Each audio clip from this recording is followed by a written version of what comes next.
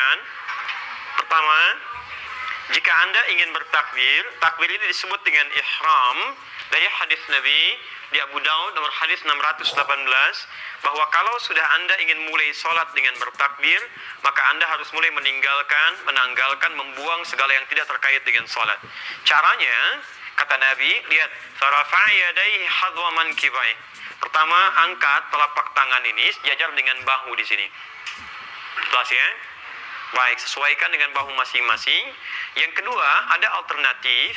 Diangkat ini di hadis riwayat Muslim nomor hadis 391, termasuk di An-Nasai nomor hadis 1101, diangkat sejajar dengan daun telinga. Jadi yang jempol ya, ini bisa sejajar dengan daun telinga di sini. Boleh kemudian ini pun didekatkan merapat, gak ada masalah. Baik, jadi boleh di sini, boleh di sini. Paham ya? Dan saya cuma menemukan dua ini. Jadi kalau tidak di sini, itu di sini. Tidak ada yang ketiga. Ini menempel boleh, nggak ada masalah. Ini kita sudah telusuri dari hadis yang paling sahih sampai hadis yang paling palsu. Jadi di hadis paling palsu aja nggak ditemukan gerakan yang ketiga.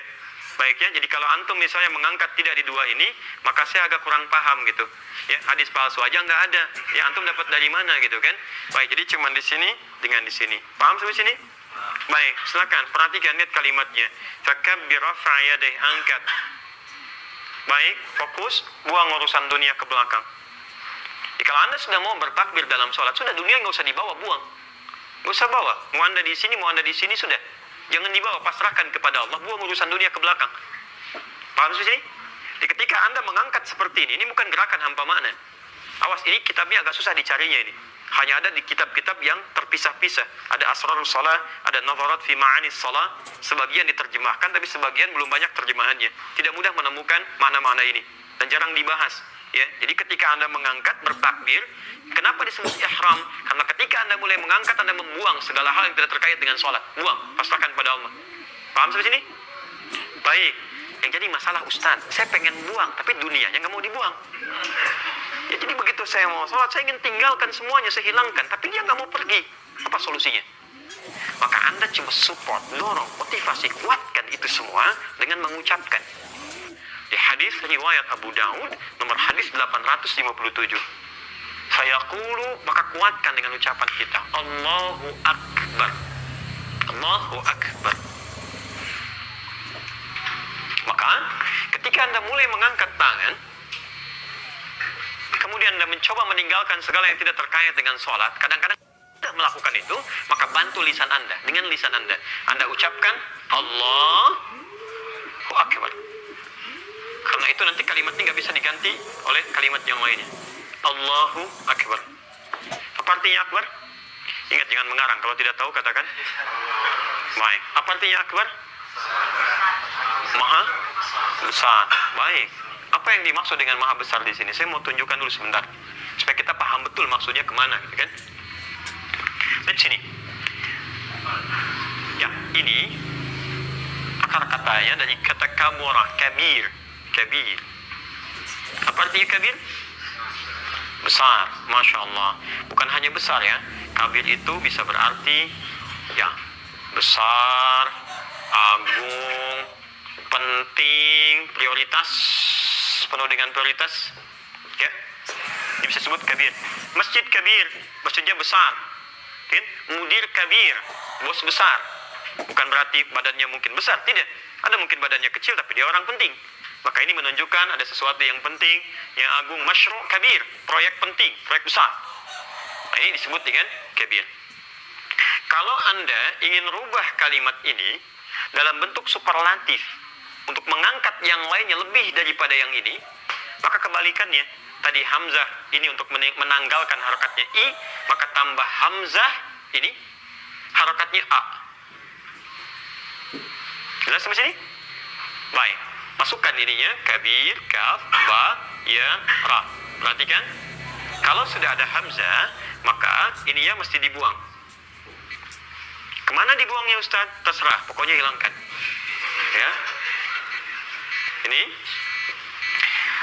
Rumus seperti biasa, kalau hamzah atau huruf lain masuk pada satu kalimat, maka ini mesti mati. Kalau untuk menanggalkan harakatnya I, kalau untuk menaikkan bentuk superlatif harakatnya A. Paham? Baik, perhatikan. Karena ini harakat hamzah, kemudian ini mati, ini mustahil ada I. Ya, I itu ketika dia berhadapan dengan huruf ya. Ketika ya-nya dibuang, kembali ke asal harakatnya A, kembali ke A. Ya, maka di sini kalimat yang berubah dari kata kabir menjadi akbar. Kalau Anda rubah bentuk kabir jadi akbar secara singkat, ini artinya bentuk superlatif lebih daripada yang ini. Maka ketika Anda sholat masih ada was-was, ada masukan, ada ini, ada itu yang akan penting sampai Anda mau bawa, maka katakan oleh diri Anda, begitu Anda mengangkat, buang semua itu. Allahu Akbar, cuma Allah yang penting. Proyek gak penting, segalanya gak penting, kehidupan gak penting, bahkan diri kita pun gak penting di hadapan Allah Subhanahu wa Ta'ala.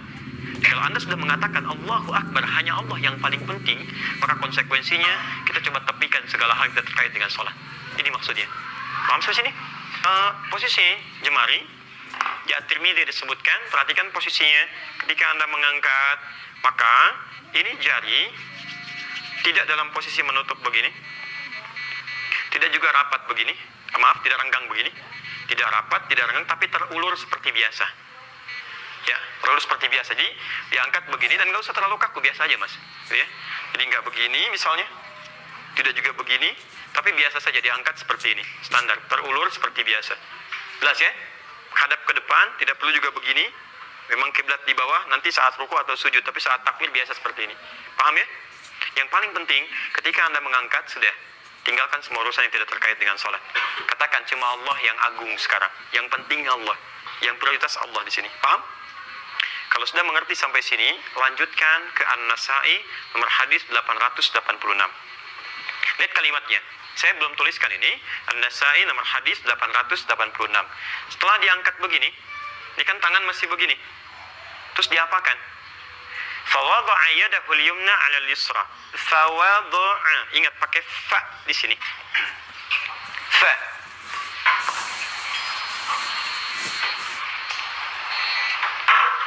Fawadha'a, maka lekas kemudian letakkan fa. Ingat. Saya ingin tunjukkan sebentar ya. Ada huruf yang menunjukkan makna lakukan selanjutnya atau konjungsi huruf sambung. Ada yang menggunakan waw, ada yang menggunakan thumma, ada yang menggunakan fa. Kalau ada peristiwa disambungkan, huruf penyambungnya menggunakan waw, itu tandanya ada jeda antara peristiwa pertama dengan peristiwa yang kedua. Contoh, kalau hadisnya mengatakan setelah diangkat wa wadha'a dan letakkan tangan kanannya yumna 'alal yusra, maka dari mengangkat ini ke meletakkan itu ada jeda.